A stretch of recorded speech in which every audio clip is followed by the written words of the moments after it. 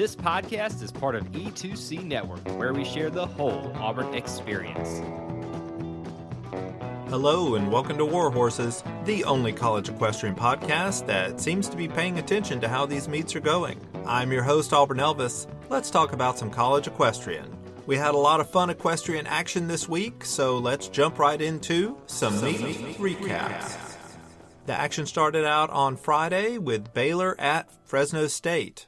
I thought this one was going to be a comfortable win for Fresno State, but Baylor made the Bulldogs work for this one all day long. Fences was 3-2 for Baylor. Horsemanship went 3-2 for Baylor. So right there at half, Baylor had a 6-4 lead on the road. This was big. This is the kind of performance that Baylor has been looking for all season. And at this point, things were looking great for them. But it was on the road, so you got to close these meets out. And in the second half, the flat went 4-1 for Fresno State, and reining went 3-2 for Fresno State. That made the final score 11-9 in favor of Fresno State. So this was a nice come-from-behind win for the Bulldogs. I imagine they were sweating for most of this, but a win is a win. This helps them stay in third place in the Big 12 race. For Baylor, they were very close to picking up their biggest win of the season on Friday. Hats off to the Bears for riding so well on the road. If they can keep up this kind of riding, they might just get their way into contention for an invite to Ocala.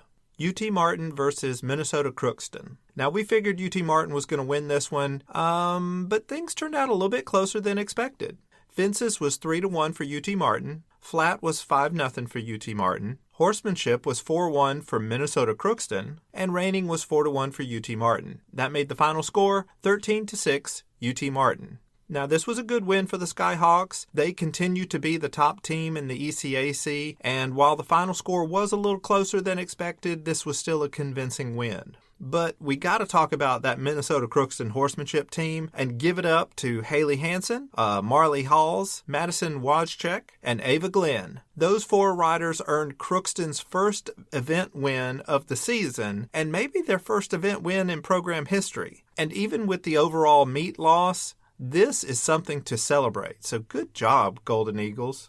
But then the Golden Eagles had to turn right around and face Auburn. And this one went about as we expected. The final score was 19-0, and the only event that Auburn didn't get all 5 points in was on the flat between Auburn's Sophie Steckbeck and Minnesota Crookston's Kristen Borchette. They ended up tying. So yeah, not a lot to talk about in this one. Like I said, it's kind of what we expected, but the real highlight of this meet was the return of former Auburn rider and current Minnesota Crookston head coach Haley Pembroke. Despite the result of this meet, it is plain to see that she has that program trending in the right direction. And remember, if it's Pembroke, don't fix it.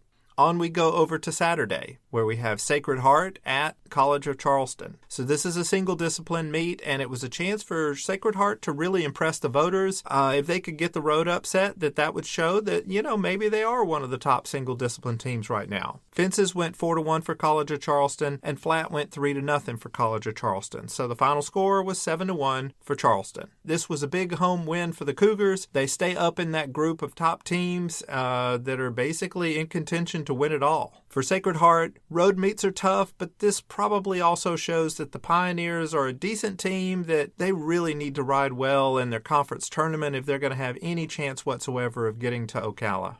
Another meet to talk about is Texas A&M at South Carolina. Now, this meet was not on the calendar last week, but it got added during the week, so that suggests that the NCEA did contact the teams about double-checking their calendars. Yeah, so this one had the potential to be a very big meet in the SEC, and let's see how things went. Fences went 3-2 for Texas A&M. Horsemanship went 3-2 for South Carolina. So things were all knotted up at 5-all at the half. Over in the second half, flat went 3-2 for South Carolina, and reining also went 3-2 for South Carolina. And that made the final score 11-9 South Carolina. Now this was a big win for the Gamecocks. This was their first SEC win for head coach Carol Gwynn, and it gets their season, at least the spring season, off to a great start. The first step in establishing a championship level team is winning at home, and they just did that. For Texas A&M, this is a little disappointing. It was a road meet, so you can't be too critical of them for losing, but both Auburn and Georgia were able to get wins at South Carolina in the fall, so this does put the Aggies in a rough position in their conference race. They are currently 1-3 in the SEC, and they hold the tiebreaker margin of victory over the Gamecocks in the SEC standings, but this loss does mean that A&M will probably finish either second or third at the end of the regular season. Now let's talk about UT Martin at Auburn.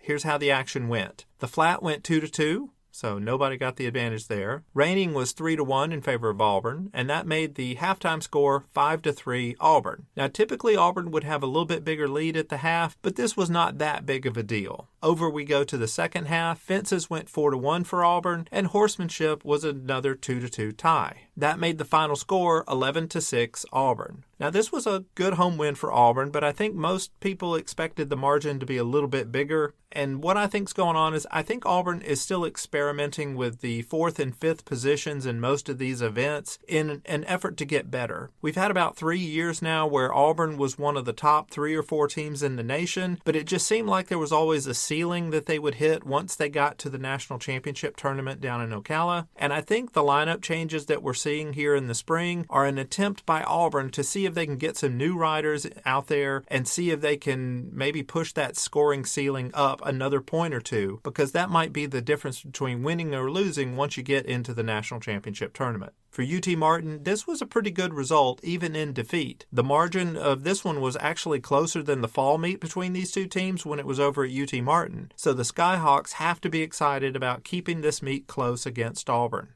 Now over we go to Sunday, Dartmouth at College of Charleston. In last week's show, I predicted an upset here, and that should be foreshadowing of what actually happened. Fences went 3-1 for College of Charleston, and the flat was a 2-2 tie. That made the final score 5-3 in favor of Charleston. This was a huge win for Charleston. They knocked off another number 1 team, and it was the last undefeated team in the sport. They showed just how difficult it is to beat a good team at home, and this was an amazing job by the Cougars in their first full year of the league. For Dartmouth, it's always tough picking up that first loss, but the Greens still remain one of the top teams in the sport. Okay, that was all of this week's action, so now let's take a look at the official Auburn Elvis College Equestrian Rankings.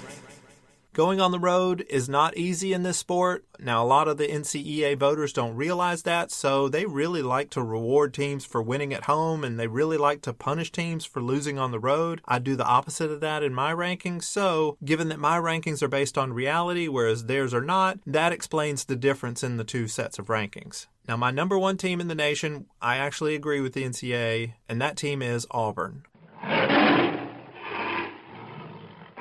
With Texas A&M starting the spring with a pair of road losses, Auburn is obviously the top team in the sport right now. Number 2 is SMU. Now, I keep trying to tell people that SMU is one of the best 4 teams, but the NCAA voters really don't understand the difference between winning at home versus away. So until the Mustangs win a few more meets at home, my rankings are going to be the only ones that will have them up where they deserve, which is at number 2 in the nation. And I'll just go ahead and tell you a spoiler. SMU is probably going to finish the regular season as either number 2 or number 3 in both of the rankings. And if you don't believe that, just come back to me in 1 month and we will see what you think about things then. Number 3 in my rankings is TCU. The Frogs are taking a couple of weeks off, but soon they'll be back in action, and they'll be alternating away and home meets to close out their season. Number 4 is Texas A&M.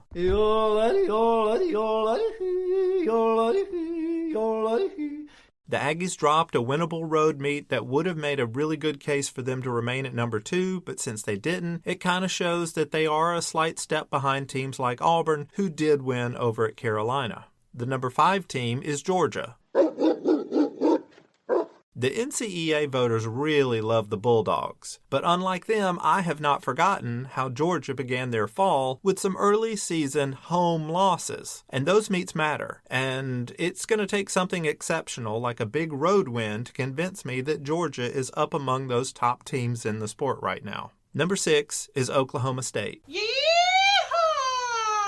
The Cowgirls have a home loss to Auburn and a road loss at Fresno State that are really holding them back. Both of those were winnable meets, and not getting either of them shows that they're not quite one of the best teams right now either. Number 7 is Fresno State. The Bulldogs got a good home win over Baylor, but they really need to do something exceptional like get a big road win to move up higher than 7th. Number 8 is South Carolina. The Gamecocks got a nice home win over one of the top teams in the country. They really need to go get some road victories now in order to stay up in the top 8, and they're going to have plenty of chances coming up here soon. Number 9 is UT Martin. The Skyhawks performed better than expected this weekend, but when I compare their resume to South Carolina's, the Gamecocks did get a home win over a team that is better than Oklahoma State, and that's a team that UT Martin could not beat at home back in the fall. So that's why I bumped the Gamecocks up over the Skyhawks this week. Number 10 is Baylor. The Bears almost pulled off a big road victory that would have gotten them into the discussion for Ocala, but even with the loss, they still have some chances coming up to impress the voters. So now let's look at the single discipline teams. Number 1 is Sweetbriar. The Vixens returned to the top spot in my rankings after Dartmouth lost and Charleston won. I considered moving Lynchburg up to number 1, but the Hornets have a home loss that none of the other top teams have. So Sweetbriar jumps back up to number 1. Number 2 is Lynchburg. I keep telling you I reevaluate the entire resumes each week, and Lynchburg's home loss to Charleston to start the fall has come back to haunt them once again. Number 3 in my rankings is Charleston. The Cougars knocked off the number 1 team for the second time this season. They are undefeated at home, and they won at Lynchburg. So you could even make a case that they should be higher in these rankings. Number 4 is Dartmouth. The Green lost their toughest meet of the season, but they're still one of the top teams in the country. Number 5 is Swanee. The Tigers were idle, and they remain number 5. Number 6 is Centenary. It's a twister! It's a twister! The Cyclones were idle, and they remain number 6. Number 7 is Sacred Heart.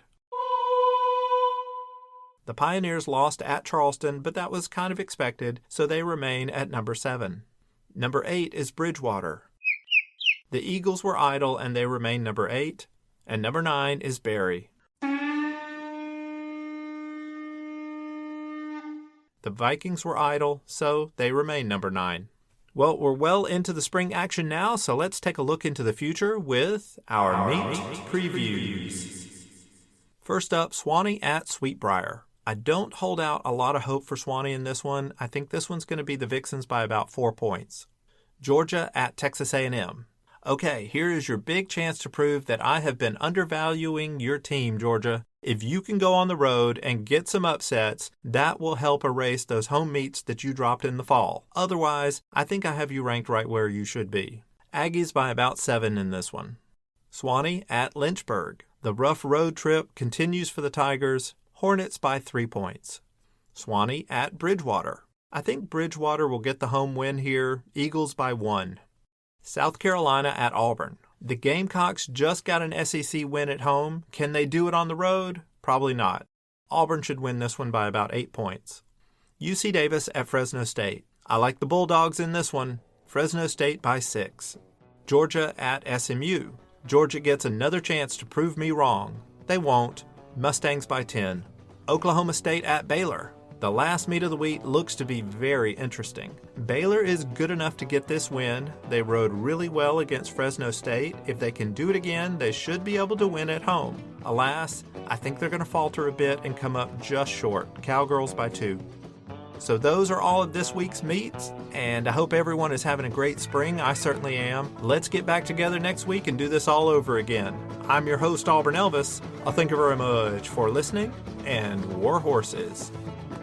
Thank you for tuning in to today's episode on the E2C Network. On your way out, I want to remind you to stop by e2cnetwork.com. It's your one-stop shop for all our content across our podcast, YouTube channel, and much more. To stay up to date with us, make sure you're following social media accounts such as Facebook, Twitter, and Instagram.